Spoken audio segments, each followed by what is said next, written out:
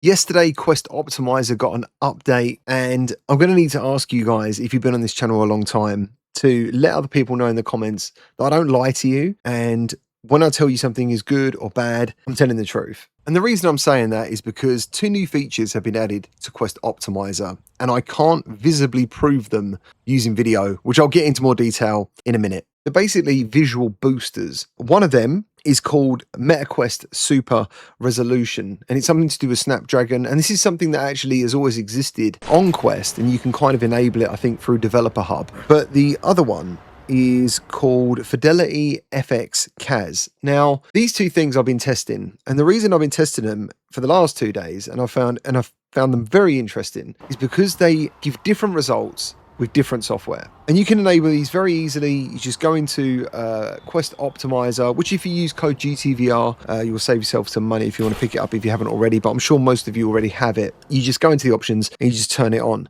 Now, one thing that's really cool about this, both of these, is that it also enhances your visuals for PCVR, even using something as simple as Steam Link. And the reason I say simple is because for me, Steam Link's the quickest way for me to get in and test a PCVR game wirelessly. But I always find the visuals aren't nowhere near as sharp as, say, Metalink or Virtual Desktop. But using this software, or using both of these different visual boosters, it looked really good. But honestly, the game-changing thing about this is for Quest. It looks amazing. I hate it. Sounds like I'm really blowing this up, and that's why I said the first thing at the beginning of the video about not lying to you guys. Honestly, I think that these two options are game changers, and it depends, I think, on the game you're using. So for example, first thing I fired up was Batman. I still think Batman looks fantastic. It's hard to go back once you see the difference these two options make. So I went in first and used the MetaQuest Super Resolution. Now, personally, I thought the game looked great. It looked really good, but using the FidelityFX, which is something to do with AMD. So like one is made by Meta and Snapdragon and one is by AMD from what I can tell. I actually think across the board, the Fidelity one is the one you want to go for. However, if a game already looks super sharp, like Red Matter 2, then it can look a little bit overly sharp. And that's the best thing about this. Like we've now got the option between softness, which I think a lot of us are quite used to these two options, which look fantastic. Honestly, Red Matter 2 looked amazing, like jaw-dropping. I was like, why aren't these on all the time? Why don't Meta enable this permanently? And the reason is, which I think, is because it affects battery life and heat. So, and they're two things, you know, when you've got a standalone product, which you kind of claim has 2 hours. I say claim because now I've had my Quest for quite a while. My battery life has now gone down to like 1 hour and 40 minutes, depending on what I'm doing. I definitely don't get 2 hours anymore, which means I'm very reliant on using my link cable or Bobo VR batteries if I want to be wireless. But either way, and I can confirm actually the headset does get quite warm. One of the best things I ever bought, if you've been on this channel a long time, you might have bought some accessories. I use a cool gel interface.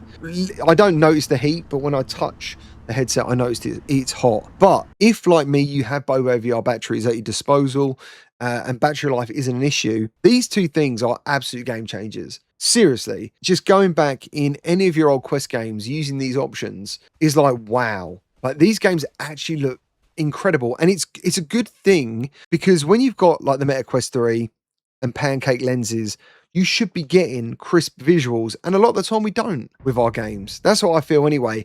But if you enable these options, and it goes game by game, for example, I tried Forefront. Now to me, using the FidelityFX, it looks overly sharp to the point where there's a little bit of aliasing, you know, it doesn't look quite right. But when you use the MetaQuest Super Resolution, it looks great, and you'll know it looks great because when you go back and turn it off, and you can just turn it on and off just by going to the menu button, going to the app, turning it off and going back, you will see the difference. I thought Batman was like mind-blowing, honestly, with the FidelityFX, which is actually at the moment the one that I'm leaning more towards. I actually like that kind of really super sampled image. But apparently they both do something different. I think Meta's Quest Super Resolution works in a different way to FidelityFX as far as I know. One reconstructs the image a bit differently. So what I found was with the Meta one, Meta Super Resolution, don't want to keep saying it, but the MQSR version, I found some frame stutters. Not too bad at all, but more so actually when I was trying PCVR. So I was playing Exoshock. One, it looked great on Quest, but I was playing the PCVR version, which looks amazing. We just put in some visual upgrades for PCVR, and I noticed that when I was using the MetaQuest Super Resolution, I was kind of dropping frames a bit, you know, nothing major, but when I was using the Fidelity FX, it wasn't. It was just super smooth. It looked really good. So I'm leaning towards using that more than the MetaQuest one. But to be honest, like overall, I just wanted to make this video to say, you got to check this out. It's not clickbait. It's not bullshit. Like, this is real, and it's 100% worth you just trying it. It's so good. I think the app's even on a sale already anyway. But honestly, my mind's been blown, you know.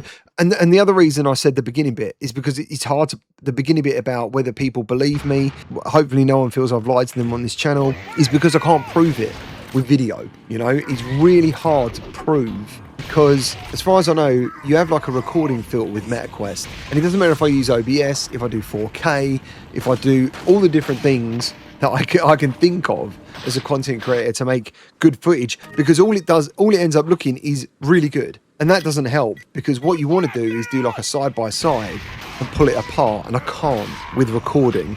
So you're going to have to trust me on this one. A bit like my hands-on with a Steam Frame video. You're going to have to trust me that you need to get in here and fire up some games. As I said, I've tested Red Matter 2, Starvolt, Automa, which I know you guys probably haven't got access to because it's in early access. What else did I fire up? Exoshock, Resident Evil 4. Even Resident Evil 4 looked great. Like, that is a really old VR game, and I was like, wow, this game looks fucking awesome. So yeah, if you're the sort of person who's just looking for that extra fidelity, you know, that sharpness in VR, which I feel is lacking in Quest games. Quest Optimizer, everything I've ever said about it, you know, it's got the HD profiles. You can do so much with your Quest with this app. You can change your frame rates. I remember playing Contractor Showdown and changing that from a 72 FPS game to like 120 FPS made a world of difference. But this, for me, because I'm a bit of a visual whore, do you know what I mean? I want my visuals to look good, and I kind of struggle sometimes with Quest. This is something everyone should check out. I don't want to call it PCVR quality. I don't want to clickbait, especially the Fidelity FX. Mess around with both. As I said, it changes from app to app, but personally, I think Fidelity is the way to go. Anyway, that's the video. I hope you check it out. Remember to use code GTVR if you want to check out the app. And, well, you can use that for as many Quest games. And not all of them, but most of them will save you 10%. Or if there's like a sale on you, you'll save money as well. And you support the channel at the same time by using that code. And thank you to everyone who has over the years. People still use it now. I don't remind them, but people still use it when they make purchases. So thank you ever so much. And I look forward to seeing your comments about this, because I think it's a game changer.